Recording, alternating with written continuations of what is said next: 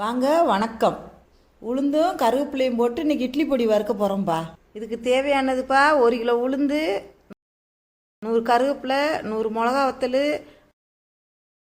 50 வெள்ளைப்பூடு, 10 கிராம் கட்டி பெருங்காயம்.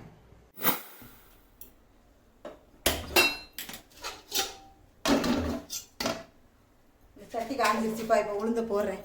இதுக்கு எண்ணெய் ஊற்றக்கூடாது, எதுவுமே செய்யக்கூடாதுப்பா. வெறுஞ்சட்டியில் தான் போட்டு வறுக்கணும்.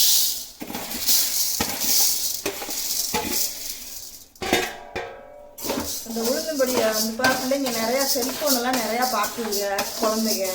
அதுகளுக்கு இது ரொம்ப கண்ணுக்கு இது நல்லதுப்பா. அது மாதிரி இந்த கொஞ்சம் வயசுக்கு வர்ற பிள்ளைங்களுக்குலாம் அந்த கருவேப்பிலை போட்டு நம்ம வறுக்கிறதுனால அந்த கருப்பு பைக்கும் கொஞ்சம் நல்லது. சுத்தப்படுத்தி நல்லது. உளுந்தம்படி நல்லா வறுத்துடணும். அது வறுத்ததுக்கு அப்புறம் தான் நம்ம வத்தல், கருவேப்பிலை எல்லாத்தையுமே அப்புறமே போடணும். இது நம்ம அது வறுத்துட்டு அதுக்கப்புறம் காமிக்கிறேன். இந்த கலர் லைட்டாக அந்த மாதிரி இப்போ அந்த செவந்து வருதா அப்படி இந்த கருவேப்பிலை நம்ம போட்டுடணும். இதில் எல்லாம் ஒன்றா போட்டுடணும். கருவேப்பிலை போடுறோம் பாருங்க. எல்லா கருவேப்பிலையும் போட்டுடணும். 100 கிராம் கருவேப்பிலை, 100 கிராம்ப்பா. நல்லா கழுவி உணர வச்சுருக்கேன்.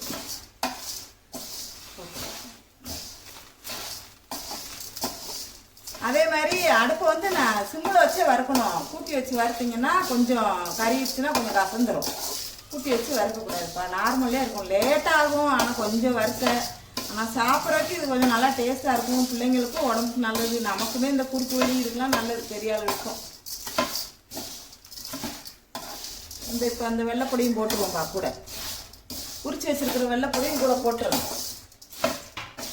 அடுத்து இந்த வத்தலையும் கூட போட்டுடணும். இந்த பாருங்கள், இந்த 100 கிராம் வத்தல் காம்பை கிள்ளிட்டு போடணும்.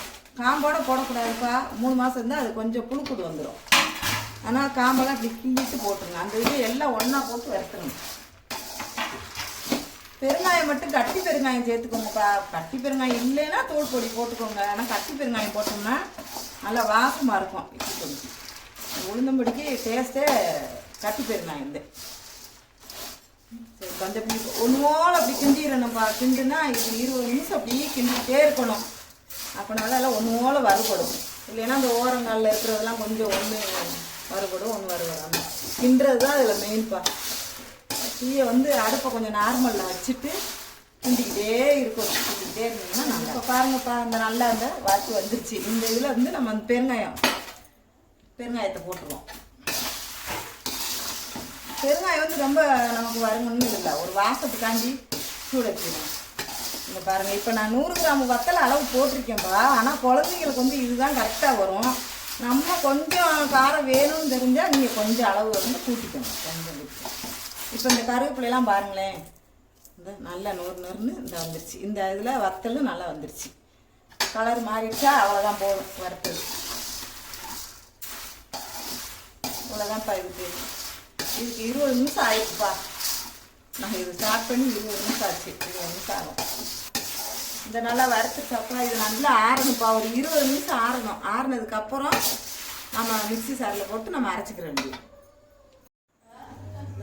இவ்வளோ உப்புப்பா, தேவையான உப்பு அளவு கரெக்டாக. இப்போ இதை அரைச்சி எடுத்துகிட்டு வந்தாச்சுப்பா. இதை 3 பேர் இருந்தால் 3 மாதத்துக்கு வந்துடும். 4 பேர் இருந்தால் 2 மாதத்துக்கு வரும்ப்பா. இப்போ இந்த தண்ணி போடாத டப்பால எடுத்து வச்சாச்சுப்பா. இட்லி பொடி ரெடி ஆயிடுச்சு. இந்த வீடியோ உங்களுக்கு பிடிச்சா லைக் பண்ணுங்கள், ஷேர் பண்ணுங்கள். நன்றி.